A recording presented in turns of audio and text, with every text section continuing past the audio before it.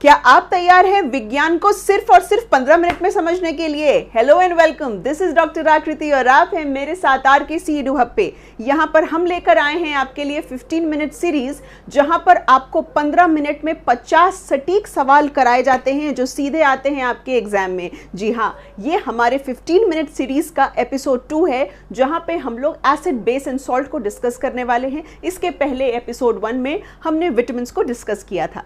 आइए सेशन की शुरुआत करते हैं। सबसे पहला प्रश्न आपके सामने है कि समर सीजन में यानी कि गर्मियों में आप देखते हैं कि आमतौर पर जो दूध वाला होता है वो ताज़े दूध में कुछ मात्रा में बेकिंग सोडा मिलाता है। इसका कारण क्या है? क्या कारण है कि दूध वाले ने बेकिंग सोडा दूध में मिला दिया? बेकिंग सोडा यानी कि सोडियम बाइकार्बोनेट क्या है? ये सोडियम बाइकार्बोनेट क्षार होता है यानी कि बेस होता है, और ये मदद करता है कि मिल्क तुरंत ही लैक्टिक एसिड में परिवर्तित ना हो, जिससे कि दूध खट्टा या खराब ना हो। तो इसका आंसर हो गया ऑप्शन नंबर सी। अगले सवाल पर चलते हैं, जो हमसे पूछ रहा है कि टमाटर में कौन सा एसिड मौजूद है। तो टमाटर में मौजूद होता है ऑक्सैलिक एसिड। एसिटिक एसिड जो होता है वो सिरका यानी विनेगर में मौजूद होता है, और टार्टरिक एसिड जो होता है वो इमली में मौजूद होता है। आइए तीसरे सवाल पर चलते हैं। तीसरा सवाल आपसे कह रहा है कि एक सफ़ेद पाउडर है जिसको ब्रेड बनाने के दौरान, केक बनाने के दौरान इस्तेमाल किया जाता है ताकि वो बिल्कुल नरम बने। उस पाउडर का नाम बताइए। तो उस पाउडर का नाम है सोडियम बाइकार्बोनेट या बेकिंग पाउडर। चूंकि ये ऑप्शन में नहीं है इसीलिए हम लोग ई मार्क करेंगे। बेकिंग पाउडर, बेकिंग सोडा में अंतर ये होता है कि जो बेकिंग पाउडर होता है उसमें बेकिंग सोडा के अलावा टार्टरिक एसिड भी मिलाया जाता है ताकि उसके कड़वेपन को खत्म किया जा सके। सवाल नंबर 4 आपसे पूछता है कि मधुमक्खी के डंक में दर्द या जलन क्यों होती है। तो दर्द या जलन इसीलिए होती है क्योंकि मधुमक्खी के डंक से आपके शरीर में फॉर्मिक एसिड या मिथेनोइक एसिड रिलीज कर दिया जाता है। चूंकि ये दोनों ऑप्शन करेक्ट है इसीलिए आपका जवाब ऑप्शन नंबर डी है। हमारा अगला सवाल हमसे पूछ रहा है कि बेकिंग सोडा को हम अग्निशामक में भी इस्तेमाल करते हैं, साथ ही साथ खाना बनाने में भी इस्तेमाल करते हैं।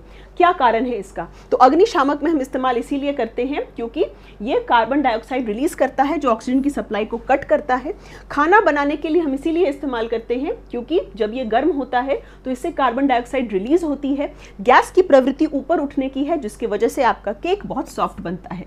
चूंकि दोनों विकल्प सही हैं इसीलिए आंसर हो गया डी। हम अगले सवाल पर चलते हैं। अगला सवाल आपसे कह रहा है कि जब HCl कॉस्टिक सोडा यानी NaOH के साथ रिएक्ट करेगा तो क्या बनेगा। ये एक न्यूट्रलाइजेशन रिएक्शन है, उदासीनीकरण प्रतिक्रिया है, और इन दोनों के मिलने से बनता है लवण और पानी यानी NaCl और वाटर। Option number A.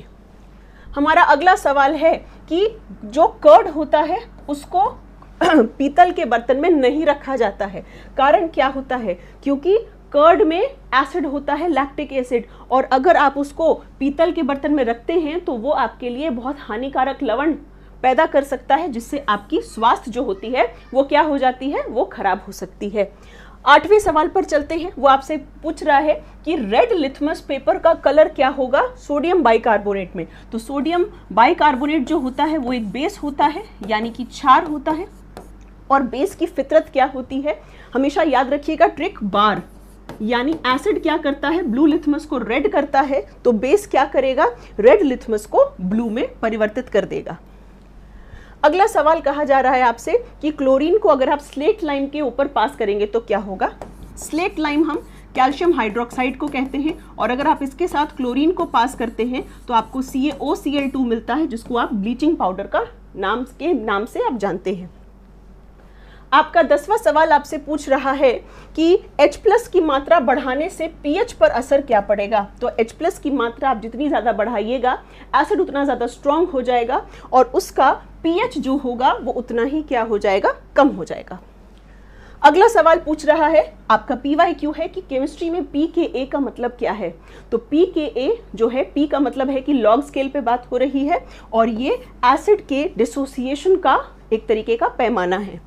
12वां सवाल आपसे पूछ रहा है यहाँ पर न्यूट्रलाइजेशन, उदासीनीकरण के बारे कौन सी बात सही है। एसिड और बेस के बीच होता है, 100% करेक्ट। अगला सवाल कह रहा है इस रिएक्शन से हीट निकलती है, बिल्कुल सही, और इससे सॉल्ट और वाटर निकलता है, यानी सारे कथन सही हैं, इसीलिए आंसर डी होगा।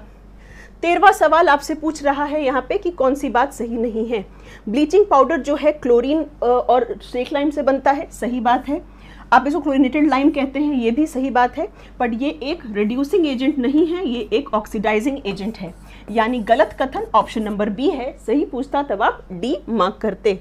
हमारा अगला सवाल कह रहा है HCl क्या है, तो HCl आर्हेनियस के हिसाब से एसिड है। आर्हेनियस कहते थे एसिड वो है जिनको पानी पे घोलने पर वो हाइड्रोनियम आयन देंगे, चूंकि HCl ऐसा करता है इसीलिए HCl एक एसिड है।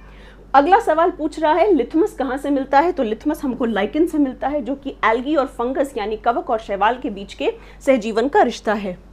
सवाल नंबर 16 कह रहा है कि एसिड जब मेटल के साथ रिएक्ट करता है तो क्या होता है। तो कभी भी एसिड और मेटल रिएक्ट करते हैं तो इससे लवण बनता है और हाइड्रोजन गैस जो होती है वो रिलीज होती है। हमारा अगला सवाल कह रहा है स्पिनच में यानी कि पालक में कौन सा अम्ल पाया जाता है, तो पालक में ऑक्सैलिक एसिड पाया जाता है। सवाल नंबर 18 कह रहा है ऑयल ऑफ विट्रियोल किसको कहते हैं, तो ऑयल ऑफ विट्रियोल हम लोग सल्फ्यूरिक एसिड को कहते हैं। क्वेश्चन नंबर 19 ग्रीन विट्रियोल का फॉर्मूला आपसे पूछा जा रहा है, तो ग्रीन विट्रियोल का फॉर्मूला पहला वाला होगा FeSO4.7H2O। व्हाइट विट्रियोल ZnSO4.7H2O होता है। क्वेश्चन नंबर 20 आपसे पूछ रहा है कि व्हाइट विट्रियोल और ब्लू विट्रियोल को रिस्पेक्टिवली बताइए। तो ब्लू विट्रियोल मतलब नीला थोथा, व्हाइट विट्रियोल जिंक सल्फेट। पूछ रहा है कि इनमें से किस में सिर्फ और सिर्फ जो होते हैं वो एसिड्स होते हैं, तो आपका जवाब बी हो गया। लाइम वाटर यानी चूने का पानी बेस होता है, मिल्क ऑफ मैग्नीशिया भी बेस होता है, इसीलिए ऑप्शन नंबर बी जो है वो करेक्ट है। हमारा अगला सवाल कह रहा है एसिड के बारे कौन सी बात गलत है, तो एसिड के बारे गलत बात ये नहीं है, टेस्ट खट्टा होता है इनका, इंडिकेटर का रंग बदलते हैं, लेकिन रेड लिथमस को ब्लू नहीं, ब्लू लिथमस को रेड करते हैं, उसके लिए ट्रिक बार है। ब्लू लिथमस को रेड करते हैं एसिड, इसीलिए सी गलत है, गलत कथन चुनना था, इसीलिए आंसर आपका सी हो गया। हमारा अगला सवाल कह रहा है कि मोस्ट कंड्यूसिव पीएच, सबसे अनुकूल पीएच कौन सा होगा, जो लगभग उदासीन होगा यानी कि न्यूट्रल होगा, और वो होता है 6.5 से 7.5। हमारा 24वां सवाल कह रहा है कि इनमें से किसका पीएच 7 से ज़्यादा होगा, तो गैस्ट्रिक जूस, विनेगर दोनों एसिड होते हैं, प्लाज्मा लगभग न्यूट्रल है, तो आंसर प्लाज्मा हो जाएगा। अगला सवाल कह रहा है एसिड बेस इंडिकेटर इनमें से कौन है, तो सूचक इनमें से हल्दी है। हल्दी में आपने देखा होगा कि जब आप इसको धोते हैं तो इसका रंग बदल जाता है, क्योंकि डिटर्जेंट आप इस्तेमाल करते हैं वो बेस है, हल्दी का रंग बेस में बदल जाता है। हमारा 26वां सवाल हमसे कह रहा है कि जब मिट्टी बहुत ज़्यादा क्षारीय होती है तो बताइए उसकी गुणवत्ता को इम्प्रूव कैसे किया जाए। यहाँ पर क्विकलाइम और कैलामाइन ये दोनों ही क्षारीय हैं, तो जाहिर सी बात है आप इनका प्रयोग नहीं कर सकते, आपको किसी अम्ल को डालना होगा ताकि जो पीएच है वो न्यूट्रल हो सके, इसीलिए आंसर ए होगा। हमारा 27वां सवाल हमसे कह रहा है कि फिनोफ्थलीन का रंग क्या होगा, तो फिनोफ्थलीन का रंग सिर्फ और सिर्फ बेस में यानी क्षार में पिंक होता है, अगर वो एसिड में है या न्यूट्रल में है तो वो रंगहीन होता है यानी कि कलरलेस होता है। हमारा अगला सवाल कह रहा है कि चाइना रोज का रंग बेस और एसिड में कैसा होगा, रिस्पेक्टिवली क्रमशः, यानी पहले आपको बेस में रंग बताना है फिर आपको एसिड में रंग बताना है, तो आंसर होगा कि बेस में ये हरा होता है और एसिड में ये मेजेंटा रंग का होता है। हमारा अगला सवाल कह रहा है न्यूट्रलाइजेशन, उदासीनीकरण से हमको क्या मिलता है, तो उदासीनीकरण जो होती है वो एसिड और बेस के बीच होती है और इनसे हमको हमेशा सॉल्ट और वाटर इन दोनों की प्राप्ति होती है। अगला सवाल हमसे पूछ रहा है कि इनमें से न्यूट्रल सोल्यूशन के बारे कौन सा गलत गुण है, तो यहाँ पर लिखा है कि न्यूट्रल सोल्यूशन जो होंगे वो दुर्बल रूप से अम्लीय क्षार होंगे, ये बात बिल्कुल गलत है, क्योंकि न्यूट्रल का मतलब है ना तो अम्ल ना तो क्षार। आखिरी के 20 सवाल, सवाल नंबर 31 हमसे पूछ रहा है कि इनमें से कौन सा ओल्फैक्टरी इंडिकेटर है। ओल्फैक्टरी मतलब जिसकी जो गंध है वो एसिड और बेस में बदलती है, तो वेनिला हो गया, प्याज हो गया, साथ ही साथ जो लौंग का तेल है, क्लोव ऑयल, ये भी है। अगला सवाल कह रहा है increasing order of acidic strength, यानी छोटे से बड़ा, छोटे से बड़ा और किस सेंस में आपको बताना है, एसिड में बताना है, तो वाटर न्यूट्रल होता है, जो आपका पानी है वो आपका न्यूट्रल है। इसके अलावा सबसे पहले इसमें वाटर आएगा, उसके बाद आप एसिटिक एसिड को खा सकते हैं तो एसिटिक एसिड आएगा, और तीसरे नंबर पे HCl आएगा, यानी आपका सही जवाब ऑप्शन नंबर ए है। हमारा अगला सवाल कह रहा है गैस्ट्रिक जूस का पीएच क्या है, तो गैस्ट्रिक जूस एसिडिक होगा, जाहिर सी बात है इसका पीएच जो होगा वो 7 से कम हो जाएगा। दूसरा सवाल हमसे कह रहा है कि अगर थोड़ा सा एसिड पानी में मिलाया जाए तो क्या होगा, तो पानी में एसिड मिलाते ही एसिड जो होगा वो अपने आयंस में टूट जाएगा और एसिड डाइल्यूट हो जाएगा, यानी इसका तनुकरण हो जाएगा। यानी 1 और 3 जो है बिल्कुल करेक्ट है, ये रहा हमारा सही जवाब। सवाल नंबर 35 हमसे कह रहा है कि फेनोल्फथालीन डालने पर जो रंग है वो रंगहीन का रंगहीन ही रहा। इसका मतलब क्या है, इसका मतलब है कि या तो वो अम्लीय है या तो बिल्कुल उदासीन है, क्योंकि फेनोल्फथालीन का रंग सिर्फ और सिर्फ एसिड में बदलता है। सवाल नंबर 36 हमसे कह रहा है एसिड के बारे कौन सी बात सही है, तो एसिड खट्टे होते हैं और ब्लू लिथमस को रेड करते हैं। हमारा अगला सवाल कह रहा है कि pH और POH का सम कितना होगा, तो pH और POH इन दोनों का सम मिलाकर 14 होता है, क्योंकि पूरे pH स्केल में आपके टोटल 14 वैल्यूज होते हैं।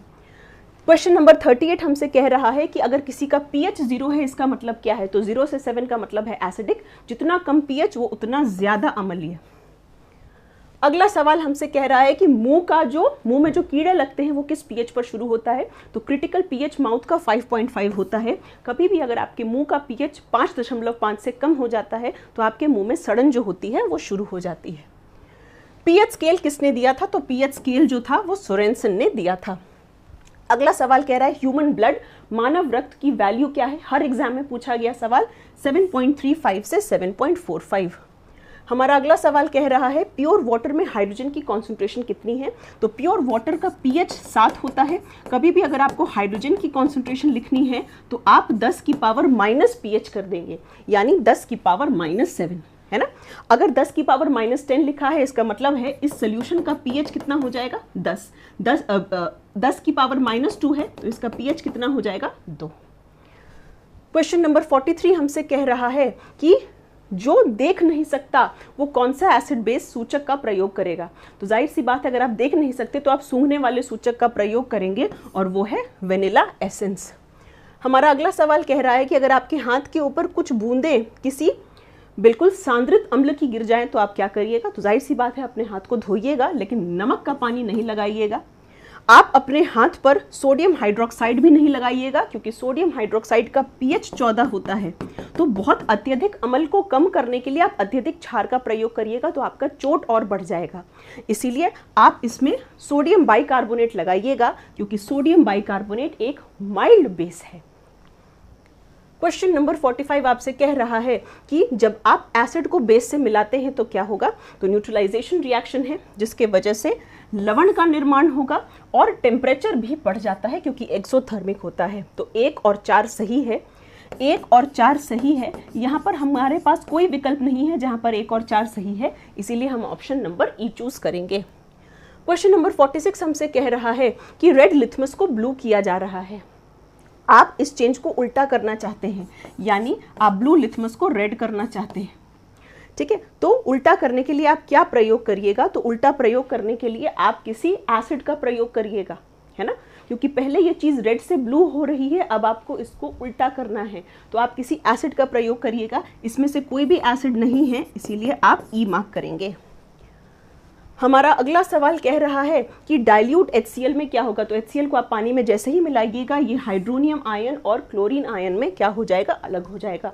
क्वेश्चन नंबर 48 आपसे क्या कह रहा है कि जो एक्वा रेजिया होता है उसमें क्या होता है, तो एक्वा रेजिया में आपके 2 एसिड्स होते हैं, नाइट्रिक एसिड और आपका HCl, HNO3 और HCl, और इन दोनों की जो रेशियो होती है वो कितनी होती है 3:1, तो नाइट्रिक एसिड और हाइड्रोक्लोरिक एसिड। क्वेश्चन नंबर 49 आपसे कह रहा है कि इनमें से कौन सा मिनरल एसिड नहीं है, HCl, सल्फ्यूरिक एसिड और ये है आपका सिट्रिक एसिड। तो यहाँ पर सिट्रिक एसिड जो है वो मिनरल एसिड नहीं है, ऑर्गेनिक एसिड है। और आज के सेशन का आखिरी सवाल आपसे कह रहा है, जो कि BPSC का PYQ भी है, कि pH ऑफ वाटर कितना होता है, तो शुद्ध जल का जो pH होता है वो 7 होता है। उम्मीद करती हूँ आपको आज का सेशन अच्छा लगा होगा। कमेंट बॉक्स में अपना स्कोर ज़रूर बताइएगा कि 50 में से आपने कितने स्कोर किए। मिलते हैं आपसे अगले 15 मिनट के सीरीज़ में। Thank you so much.